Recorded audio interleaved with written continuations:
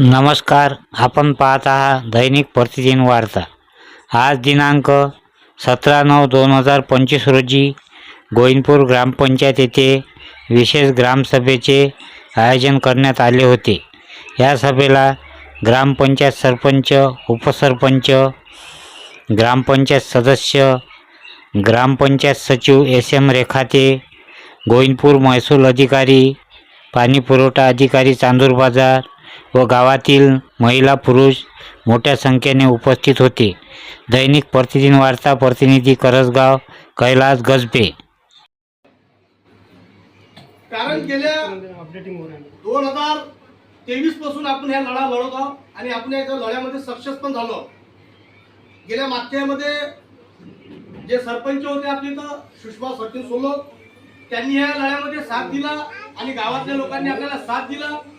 आपण तालुका आणि जिल्ह्याचं बक्षीस मारलं आणि आपलं गाव महाराष्ट्रामध्ये, जिल्ह्यात नाही तर आपलं महाराष्ट्रामध्ये 2 पॉईंटनं आपण महाराष्ट्रामध्ये प्रथम क्रमांकावर आहोत. आणि आता मुख्यमंत्र्यांनी समृद्ध पंचायत राज्य काढलेलं आहे, त्याच्यामध्ये 2 कोटीचं बक्षीस आहे. सर्वात पहिले जर हे बक्षीस जर घेतलं असेल महाराष्ट्रातल्या ग्रामपंचायतीमध्ये हिवरा बाजार पोपटरावनी, त्यावेळेस त्यांनी हे बक्षीस मारलेलं होतं. त्याच्यानंतर आपलं भास्कर पेरे पाटील यांनी बक्षीस मारलं. आता बक्षीस मारत असताना आपल्याला काय करायचं आहे? माणसं काम करू शकत नाही, महिला काम करू शकते. आपल्या घरासमोरची साफसफाई, आपल्या घरासमोर फुलाचं झाड, त्याची चांगली देखभाल, आपल्या घरासमोरचं पुरी झाडपूस, हेच करणं आपल्याला जर 2 कोटी रुपयाचं जर बक्षीस आणायचं असेल, गेल्या जानेवारी महिन्यापासून हे उपक्रम चालू होणार आहे मुख्यमंत्र्यांचा.